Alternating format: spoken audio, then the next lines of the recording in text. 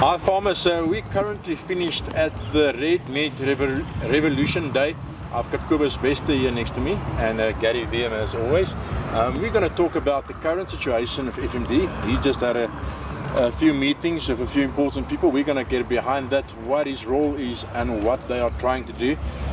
Kobus, firstly, thank you for talking to us and making the time. And secondly, your role as, like you call it, the FMD Representative Group. Who are they? What are you guys doing and where did it start? Dennis, first of all, if you don't mind, I would like to give you a little bit more background as to what is happening at the moment, what is taking place, and maybe perhaps as to why there's a need for these kind of things. I am representing today and, well, most of the time lately, the last couple of weeks, the Stud Breeders Federation. And what we found is that there's no one really representing stud breeders per se. So what we did was we started to collaborate between LRF, the Livestock Registering Federation, and SA Studbook. We set up a non-profit company to really address common ground issues. And one of the issues at the moment in South Africa is definitely FMD. FMD has got a major impact like we cannot really express in words unless you experience it on your farm. So Kobus, can I ask you, this collaborative group that you've yeah, it's a company that we established. Yes. You mentioned now that focuses on all livestock challenges, not just FMD. Definitely, we're going to focus on everything that is communal of nature within the stud industry. For example, exports to other countries at a later stage, certain semen qualifications, for example, certifications, things like that.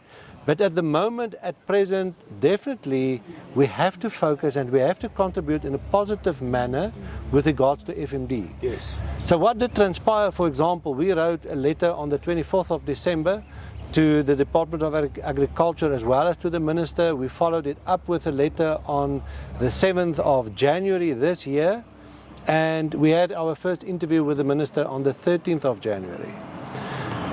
I don't want to say that we were fortunate or lucky, but the fact of the matter is we approached this issue in a positive manner. Yes. Because there are major challenges. I am fully aware of a lot of those challenges. In my herd, in Ventersdorp area, I am experiencing foot and mouth for the second time. Therefore, we understand the urgency and everything that goes with it. But what we felt compelling to do is to really get hold of the Minister himself, to really talk to the Minister, and that was what we did last week. Unfortunately, what also happened was the press release that happened on, or the press conference that took place on Wednesday, the day after we've met, he could not change that and include our discussions that we had. Yes. But what is really something to, well, I think that's extremely positive is the fact that already some of the information that we shared with the Minister, he took some action on. So what happened was, out of our discussion and further discussions with his department, he gave a mandate to the RMIS to make sure that we address one of the issues. One of the issues that we had was, for example, we felt that with the task team, the ORTT as it's actually called,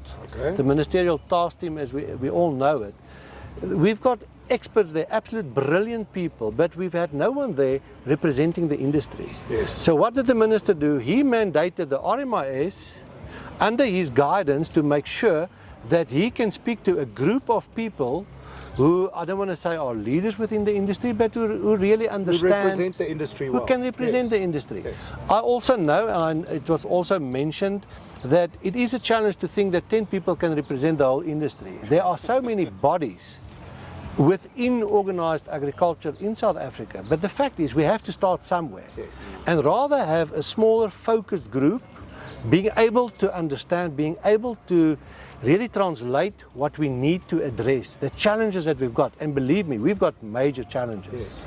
So we've got an ear with the Minister. Yesterday he availed us some time, quality time, where he listened to us, he understand, we could explain to him that we've got some challenges. And what was the outcome of that meeting? Well, we are positive that out of that, one of the first things that's going to happen is a meeting has to be set up between our group and the ministerial task team to start off with, because we have to be practical about this. Dr. Emily, the chairperson of that task team, she's got specific ideas, but in our view, maybe not all of them are that easy to implement. We have to share this. Yes. Exactly. We have to be practical. We have to make sure that whatever is proposed, that it can be executed. So we've been afforded that opportunity. We addressed aspects, for example, like legislation. At the moment, whether we like to say it or not, the legislation as we have it is applicable to a country which are free of FMD. Yes. We are not free of FMD. Yes. We hope to move into a stage where we can say for the next period at least that we are free of FMD with vaccination. So that is part of our approach. But how are you going to do it? We have to change legislation. And the minister made it very clear. He would like to see proper communication. He would like to see that we address legislative issues. I mean, in my case, I am quarantined on the farm, not myself, my cattle. Yes. I can't move anything off the farm for 12 months plus. That's what the current regulation reads. And that's not viable. It's definitely not viable. And the thing is, the minister had a sympathetic ear towards that. He said, but you can understand. Yes. It's not viable. It's unreasonable. And therefore, we are positive that if we approach the minister's office and the department with sensible, reasonable requests, not demands, we're in this together. We have to approach this in a positive manner whereby we can really make sure that we explain our need and let's find combined a solution for that need. Yes. It's no use to keep on throwing stones and blaming this. The blaming the game is not going to get us anywhere. We have to be positive and constructive in our approach as to how we should go about. So you mentioned a rollout of vaccination solutions. Well, could you repeat that for us, Kate? Yeah, first of all, we need to understand you can only shoot the bullets that you have. Yes. If you've got nothing in your magazine, you can't do anything about it. So what we have at the moment, we've got basically in process of being finalized, some of that already quite a way further than others. We've got 3 suppliers, possible suppliers. There are, of course, more throughout the world, and these we will definitely explore because we need to, I think it's just responsible to make sure that people have the choice Yes. of what vaccine, what are the benefits, and so forth. But that's not the question now. I've mentioned earlier today the 3 suppliers. We've Yes. got the Botswana Vaccine Institute vaccine, which has been used up until now, predominantly where there were outbreaks and also by the feedlot industry. We know that when we look at the initial feedback that we got from the research that was done by Professor Bastos, for example, that they had good reaction on the vaccinated carcasses, the animals that were vaccinated, their carcasses. Everything seems to be very positive in that regard. Yes. So we know that that vaccine can work, but we know it's a vaccine for only a short period of time. Yes. It's not really suitable for us. Yes. We would like to see that we have a proper designed vaccine suitable for our field strains that we have in South Africa. It has to be an oil-based vaccine with a DIVA factor. In other words, you must be able to differentiate between animals that were infected and animals that were vaccinated. Yes. So it's got to be an oil-based DIVA vaccine, a proper vaccine that we can really rely on. So therefore we are positive, and once again we have to change our attitude towards what can we do to make a difference if we can get, not if, when we can get the correct vaccine. Yes. And that's the important thing. Yes. We have to think different now. When we have it, what can we expect of that vaccine? Does it have the correct makeup, the correct design? Is it suitable for our situation, for the challenges that we've got here? And then also, it's no use just to have a vaccine, we need to get it into the animals. So there's a whole lot of things that come into play. We have to make sure, and they are busy in the process, and I know it's years overdue, to get our field strains to Pirbright. Without field strains to Pirbright, we cannot really make sure or ensure that the vaccines that we're getting are going to do the job. I know also we've got TAD in South Africa where we can do some tests, But because of various reasons, I just think that it would be better, more acceptable, if we know the work was done by an independent, verifying agency or institution with the type World-renowned. of absolutely world-renowned Yes. with their reputation. That is where we want to be. Kobus, on that question, I think this is, and if I look at the frustration out there, this is the main thing. What is the hold-up? Why hasn't there been anything sent in the last month or two? Because I think for a lot of people is, why didn't that happen? That's the and why is it question not that we happening? receive often, yes. You will definitely often receive that question, and let's be honest, it's a justifiable question. When we take into account the fact that South Africa is one of the signatures to WOA agreement, World Organization on Animal Health, or OIE as it's also known. So let's be honest, there were a lot of things that did not go as it should be, Yes. as we would have liked it to be. Let's be honest, this puts us in a predicament. But it's no use, we keep on referring to the past. We're going to have to work forward now. Now is the time to work forward. Yes. So what do we need? We need the correct vaccine. We have to make sure that it's independently verified that that vaccine can do the job. Yes. Then we have to make sure that that vaccine is distributed while maintaining the cold chain Yes. and then administered in the correct way. Yes. Furthermore, we can now decide, are we going to keep on being, forgive my French, haragat about the issue of tagging animals Who and did being what, where, traceable? We have to be able to say, we're going to man up. Yes. We're going to have proper recordings. What animals have been vaccinated? For example, I don't want my animals to carry the F brand. Yes. That's just one simple example. What am I going to do when I have to put another F brand? Because now it got its second vaccine. Yes. And the third, because I'm in breeding. I'm producing breeding stock. Yes. So how am I going to do that? How am I going to deal with that? Small little things like that. So I don't think it's really going to serve a purpose as to why not and so forth. The thing is, let's get commitment. We need commitment.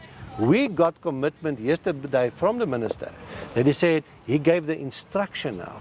In the past it was a request.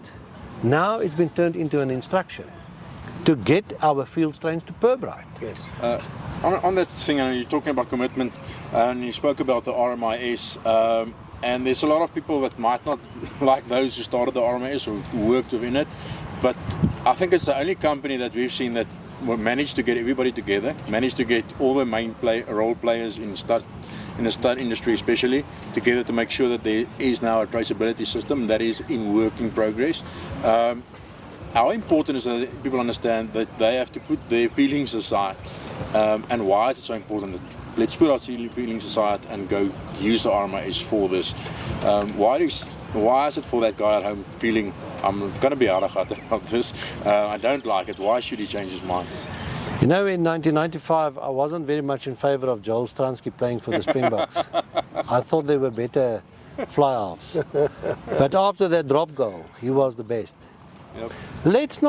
Let's for a moment forget about the individual people, the things that were said in the past, some harsh words, some funny remarks. Let's grow out of that. Yes. Let's focus on the job to be done. At the moment, and I'm someone going to mention names. A guy like Dewald Olivier, he said, Minister gave him the instruction on the 14th. Yesterday he had us together. Yesterday we had a meeting with the minister.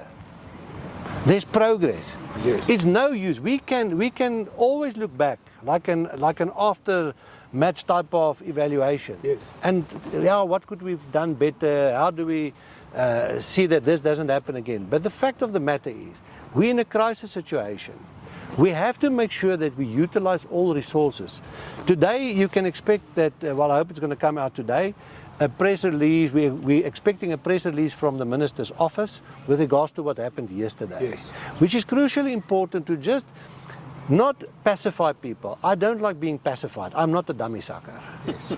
I like to act upon facts with a strategy, with a plan with timelines. Now, it's extremely difficult at the moment for the minister or for Dewald or RMIS, whoever, to give us timelines. But I Yes. can tell you, a lot of things have already been put in place.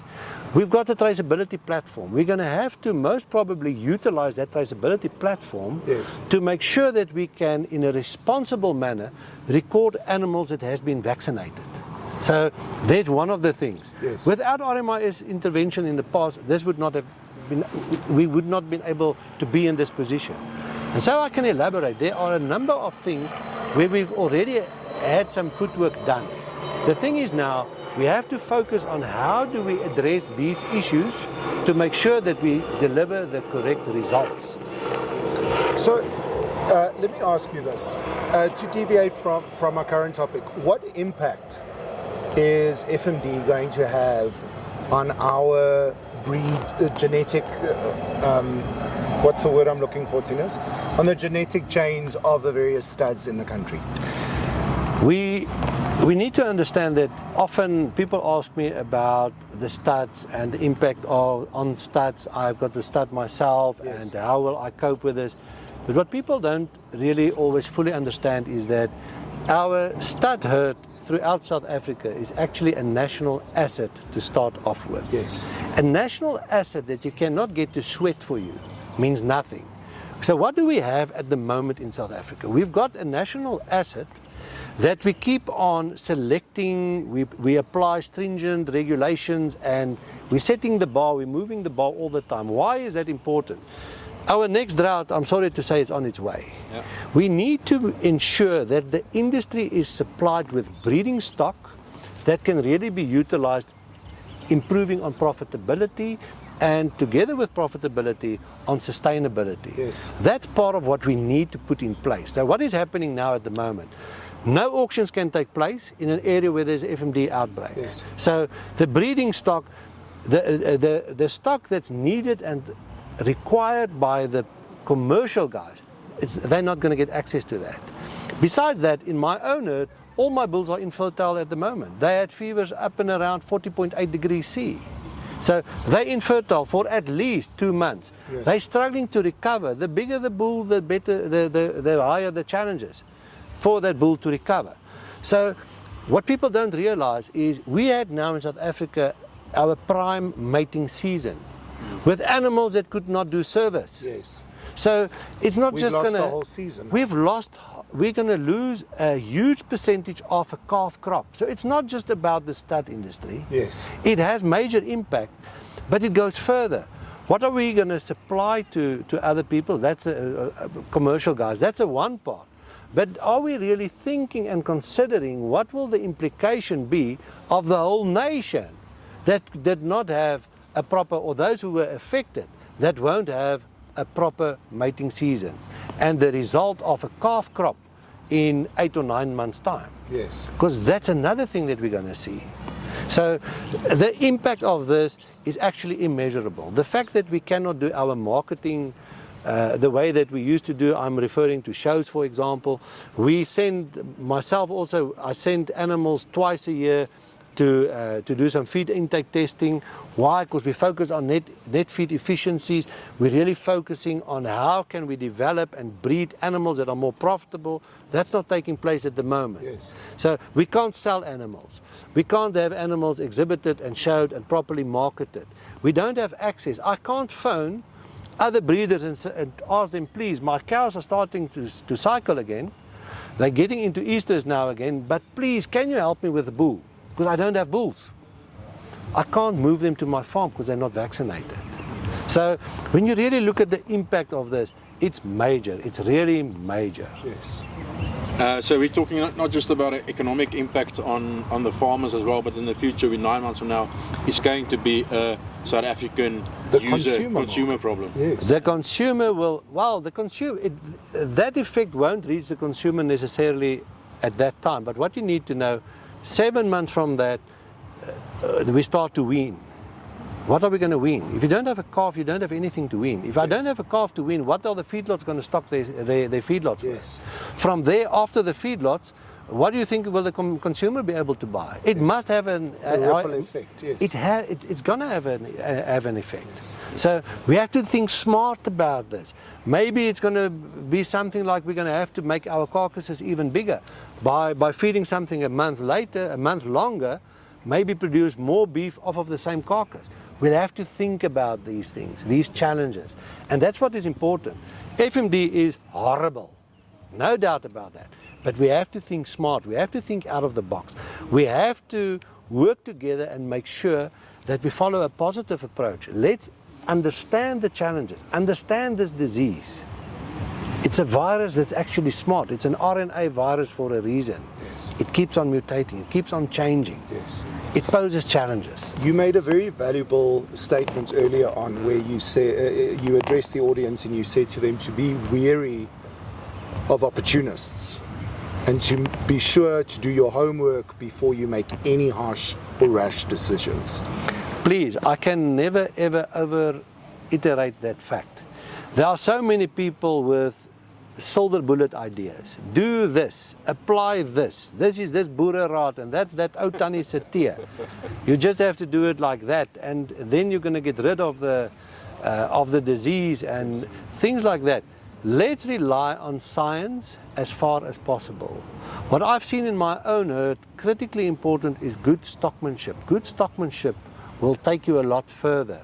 But please be very wary of, put this into your water and add a little bit of this into your Please don't put chlorine and stuff like that into your water, because it kills the whole the good bugs. The good bugs for the whole intestinal system to function in balance will then be killed off by little mistakes that has a huge impact. Yes. We have to think, acquire the necessary knowledge, approach specialists. But what we find at the moment is every other guy has got a better plan, a better solution, a better idea. He's so negative and worked up, and I understand it. As soon as you touch someone's pocket, there where his money is supposed to be, Yes. that's when you get a different side of any person. To end this off, if you're a farmer, you don't have FMD yet, but it's all around you, surrounding you, and you know it's coming your way, how would you manage your herd to make sure that whatever effects it has on me at the end of the day is going to be minimalized? Yes. In future, definitely we would like to see that your herd is protected through vaccination, but currently it's not possible. Therefore, critically important, make sure that your animals are in optimal condition. The endocrine system within an animal's body drives a lot of things. What is crucially important is maintain condition. Make sure that you keep parasite infestation, for example, at a minimal. Those things, that little bosluise, those ticks, they drain the animal. Make sure that you practice good principles on your farm. Make sure that you are wary of what is happening. As soon as you see something, it's always useful to, it's not practical, I can tell you now, to isolate all the animals, but treat those animals supportive. In other words, things, treat for inflammation, bringing fever under control. Secondary infections is a challenge. Make sure that you administer antibiotics in full dose. A lot of people think, no, it's just preventative. I should administer 60 cc's, but let me just put 15. Yes. It doesn't Do it work right like or that. don't do it. Do Yes. it right or don't do it, please. That's good advice. Things like that. Make sure that you've got proper clean water available. If they're not drinking water from natural water resources, we need to understand this virus. Part of this virus way of going about is by means of making sure that it multiplies itself, and even there in the water troughs. Let's limit the virus load in water troughs. Things like that, clean troughs. Proper good stockmanship will take you a long way. Yes. Gary, anything from you? No, Is that I'm it? good. Thank you. That was wonderful. You're welcome. Thanks for the opportunity. Thanks for the effort you guys put in. And I think what we need is a little trust in this industry, and I think Yes. you guys are taking a huge leap in that direction. Thank you. Okay, there have it, Kobus Bester. We will probably follow up with him in very, very shortly, Yes. as this disease is really taking South Africa by storm. So yeah, we'll talk soon.